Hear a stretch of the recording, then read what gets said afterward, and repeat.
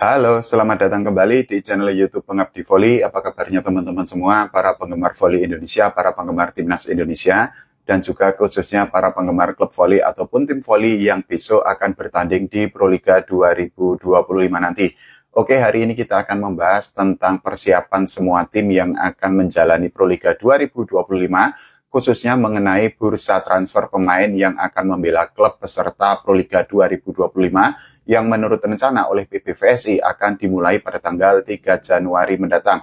Saat ini sudah banyak isu dan juga sudah banyak kejadian mengenai transfer pemain, jadi tidak hanya rumor, tapi ada beberapa pemain yang sudah dipastikan mendapatkan klub baru, baik di sektor putra ataupun sektor putri.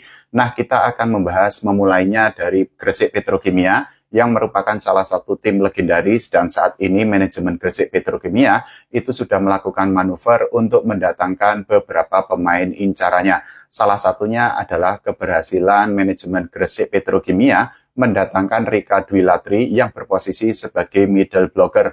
Rika Dwi Latri sendiri pada musim lalu dirinya itu membela Jakarta Bin, dan saat itu dirinya bersama para pemain lainnya seperti Megawati Hangestri Pertiwi atau Megatron berhasil membawa Jakarta Bin menjadi juara Proliga 2024. Sayangnya manajemen Jakarta Bin itu memutuskan untuk tidak mengikut sertakan tim putra dan juga tim putri di Proliga 2025 ini. Nah, selain berhasil mendatangkan Rika Dwi Latri, manajemen Gresik Petrokimia itu juga sukses mendatangkan pemain asing yaitu Tranti Tan Tui yang merupakan pemain asal Vietnam. Ini merupakan pemain yang berposisi sebagai outside hitter dan pengalamannya sangat panjang karena dirinya itu sudah malang melintang di berbagai klub, khususnya kalau kita bicara klub-klub yang dibela oleh Tantri Tantui ini berasal dari kawasan Asia. Salah satunya adalah ketika dirinya itu membela klub namanya adalah Sport Center di Liga Cina, dan juga dirinya itu membela PFU Blue Cats yang bertanding di Liga Jepang. Nah, di musim lalu dirinya itu membela Kusiboru yang merupakan salah satu kontestan atau peserta di Liga Turki. Kalau kita bicara tentang dirinya ini memang memiliki pengalaman yang sangat panjang dan itu sejalan dengan prestasi individu yang didapatkan oleh Tranti Tantui. Jadi dirinya itu pernah menjadi MVP VTV Internasional pada tahun 2024. Selain itu juga dirinya itu pernah menyabet gelar individu sebagai best server di VTV Internasional tahun 2024 kemarin. Tidak hanya itu, dirinya itu juga menjadi best outside hitter di Civic tahun 2023 silam. Khusus bagi Gresik Petrokimia, keberhasilan untuk mendatangkan pemain-pemain incaran tentu akan menambah moral, akan menambah motivasi, karena Gresik Petrokimia seperti yang tadi saya sebutkan merupakan salah satu tim legendaris, dan di musim ini Gresik Petrokimia tentu ingin mengembalikan nama besar itu. Syukur-syukur kalau bisa untuk menjadi juara. Karena apa? Gresik Petrokimia pada musim lalu itu gagal melaju ke Final Four. Padahal kalau kita bicara tentang prestasi Gresik Petrokimia di Voli divisi utama, pada musim ini Gresik Petrokimia itu berhasil back-to-back atau 2 kali juara beruntun di Voli divisi utama. Nah, kita akan bergeser ke Jakarta Pertamina. Seperti yang kita ketahui bahwa manajemen Pertamina itu hanya memutuskan untuk mengirimkan tim putri saja, sedangkan tim putra itu diputuskan untuk tidak tampil di Proliga 2025 nanti. Nah, gosip dari Jakarta Pertamina sendiri saat ini memang sudah mendapatkan kerjasama atau kesepakatan kontrak dengan Nandita Ayu. Jadi Nandita Ayu pada musim lalu itu berposisi atau membela Jakarta Bin, dan lagi-lagi dirinya itu berhasil membawa Jakarta Bin menjadi juara Proliga 2024 bersama Megawati Hangestri Pertiwi dan kawan-kawan. Posisinya adalah opposite hitter, dan Nandita Ayu ini memiliki pengalaman yang sangat panjang khususnya di voli Indonesia. Dirinya kalau menurut situs dari Volleybox itu pernah 6 kali menjadi juara Proliga, termasuk di musim lalu ketika dirinya membantu Jakarta Bin menjadi juara Proliga 2024. Selain itu juga Nandita Ayu pernah menjadi juara Voli divisi utama pada tahun 2011-2012, dan juga dirinya itu memiliki beberapa gelar lain yang memang sangat membahagiakan atau sangat membanggakan untuk dirinya.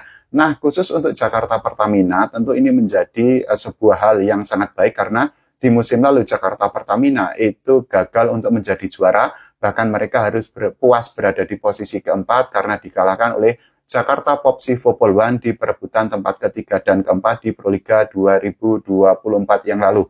Nah, kita akan bergeser ke Jakarta Electric. yang merupakan salah satu tim kuat, dan di musim lalu Jakarta Electric itu berhasil menjadi runner-up karena dikalahkan oleh Jakarta Bin yang diperkuat oleh Megawati Hangestri Pertiwi atau Megatron.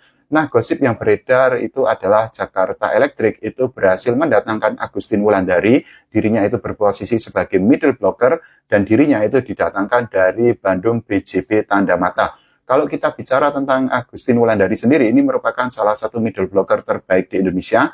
Pengalamannya sangat panjang, meskipun harus diakui bahwa Agustin Wulandari ini menurut situs dari Volleyball, dirinya itu belum pernah menjadi juara Pro Liga. Prestasi terbaiknya adalah ketika dirinya itu menjadi runner-up pada tahun 2018-2019 dan juga pada tahun 2022-2023. Kalau kita bicara tentang Jakarta Electric PLN sendiri, lagi-lagi manajemen tentu ingin berharap bahwa prestasi tim pada Proliga 2025 nanti itu step up, karena apa? Semua hal itu sudah dipenuhi dan tentu menjadi sebuah pertanggungjawaban bagi pelatih dan juga bagi para pemain untuk menjawab kepercayaan dari manajemen. Nah, kita akan bergeser ke Jakarta Popsi Poluan. Ini merupakan tim yang sangat kuat, tapi sayangnya di musim lalu mereka hanya bisa finish di posisi ketiga. Nah, kegagalan itu menjadi evaluasi yang sangat besar bagi manajemen Jakarta Popsi Poluan untuk membenahi tim untuk diterjunkan di Proliga 2025 nanti. Nah, saat ini Jakarta Popsi Poluan itu sudah mendapatkan tanda tangan Celsa Berliana yang didatangkan dari Jakarta Pertamina. Dirinya itu berposisi sebagai middle blocker dan merupakan salah satu pemain yang baik yang ada di voli Indonesia. Selain itu juga Jakarta Popsi Poluan itu sudah mengamankan satu pemain asing, yaitu Neriman Ozoy, yang merupakan pemain yang sangat berpengalaman karena pernah tampil di Liga Turki, kemudian juga di Liga Jepang, Liga Brasil, dan juga di Liga Italia. Posisinya adalah outside hitter, dan kehadiran Neriman Ozoy ini diharapkan bisa untuk mendongkrak prestasi Jakarta Popsi Poluan di Proliga 2025 nanti. Syukur-syukur dirinya itu bisa membantu Jakarta Popsi Poluan menjadi juara Proliga pada musim baru nanti. Nah, kita akan bergeser ke tim putra. Salah satunya adalah mengenai manuver yang dilakukan oleh Palembang Pam Sumsel Bubble untuk menyambut Proliga musim baru nanti. Jadi rumor yang beredar itu ramai disebutkan bahwa paket Pasundan itu akan bergabung dengan Palembang Pam Sumsel Bubble. Di antaranya adalah Cep Indra, kemudian ada juga Ujang Nandar, dan juga ada Marjose. Nah, ketiga pemain itu pada musim lalu itu membela Jakarta Stinbin, dan kita ketahui bahwa Jakarta Stinbin yang di musim lalu itu diperkuat oleh Rifanur Mulki, kemudian Dimas Saputra, Doni Haryono, dan lain-lain itu diputuskan untuk tidak ikut di Proliga 2025 ini. Nah, kalau kita bicara tentang bergabungnya tiga pemain Pasundan itu tentu akan menambah kekuatan di Palembang Pam Sumsel Bubble untuk Proliga musim baru nanti. Karena apa? Selain ketiga pemain itu masih ada gosip lainnya yang menyebutkan bahwa Palembang Pam Sumsel Bubble itu sudah mencapai kata sepakat dengan beberapa pemain lainnya. Salah satunya adalah Sandi Akbar. Nah, selain Sandi Akbar, Cep Indra, Ujang Nandar, dan juga Marjose, ada pemain lain yang juga disebut-sebut akan bergabung dengan Palembang Pam Sumsel Bubble, yaitu Gunawan Saputra. Pada musim lalu, Gunawan Saputra itu membela Jakarta Pertamina sama seperti Sandi Akbar, dan dirinya itu berposisi sebagai middle blocker. Nah, di musim ini, Gunawan Saputra itu disebut-sebut akan membela Palembang Pam Sumsel Bubble di Proliga 2025 nanti.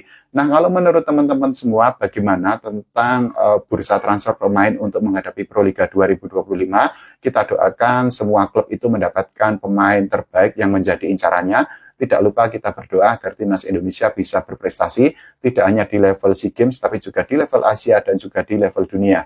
Oke, terima kasih. Sampai jumpa.